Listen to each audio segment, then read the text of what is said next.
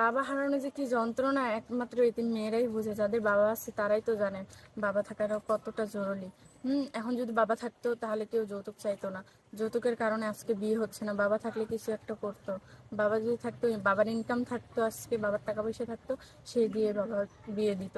আসসালামু আলাইকুম আপু। ওয়ালাইকুম আসসালাম। আসসালামু আলাইকুম। আপু কেমন আছেন? জি আলহামদুলিল্লাহ ভালো, আপনি ভালো আছেন? জি আলহামদুলিল্লাহ ভালো আছি। আপু আপনার নাম কি? জান্নাত ইসলাম। জান্নাত ইসলাম। জান্নাত ইসলাম, আপনার দেশের বাড়ি কোথায়? পীরগঞ্জ। পীরগঞ্জ। আপু আপনার বয়স কত? 22 বছর। 22 বছর। আপনি দেখতে মাশাআল্লাহ অনেক সুন্দর। আপনি ভিডিওর শুরুতেও বলছেন যে আপনার বাবা নেই, তাই না? হুম। তো আপনার বাবা কি হয়েছে একটু বলবেন?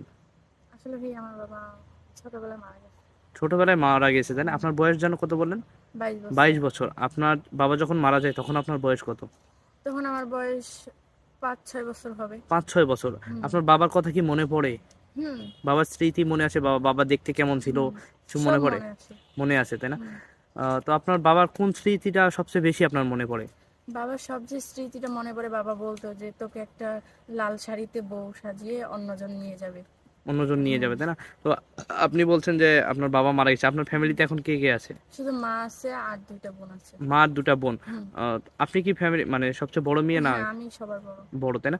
তো আপনার বাবা যখন আপনার ছোট দুই বোনকে এই জিনিস নিয়ে এসে দিত হুম। তখন কি আপনার হিংসা হতো কিছু কিনে দিলে?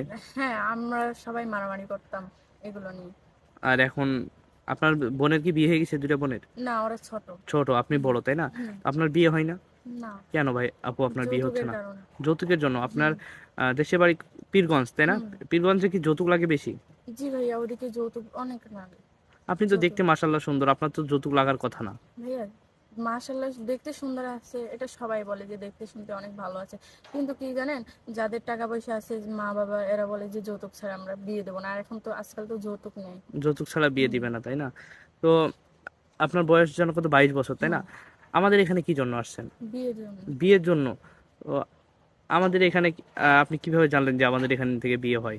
এখানে আসছি আমার একটা বোনের মাধ্যমে। আমার বোনটা এখান থেকে বিয়ে হয়েছে, অনেক ভালো সংসার করতেছে, আপনার জামাই বোনের দিদির এখানে সাথে। বিয়ে হয়েছে এই হুম। জন্য আপনি আসছেন, তাই না? হুম। আমাদের মাধ্যমে। হুম। তো আমাদের ভিডিও তো দেশ এবং দেশের বাইরে অনেক ভাইরা দেখে। হুম। যদি দেশের বাইরে বা দেশের মধ্যে কোনো ভাই আপনাকে পছন্দ করে যে জান্নাত আপুকে আমার পছন্দ হয়েছে, হুম। জান্নাত আপুর সাথে আমার যোগাযোগ করে দিন, তখন আমরা কিভাবে যোগাযোগ করে দিব আপনার সাথে? আপনাদের মাধ্যমে।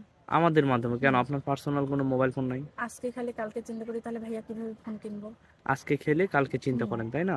তো সুপ্রিয় দর্শক, এই মুহূর্তে ডিসপ্লেতে যে নাম্বারটি দেখা যাচ্ছে এই নাম্বারে ইউটিউব চ্যানেল কর্তৃপক্ষ, এই নাম্বারে ইমো এবং হোয়াটসঅ্যাপ আছে। জান্নাতাপুর সাথে যদি কেউ কথা বলতে চান তাহলে আমাদের কাছে জান্নাতাপুর একটা ছবি স্ক্রিনশট করে পাঠিয়ে দিবেন, তাহলে আমরা আপুর সাথে যোগাযোগ করে দেব।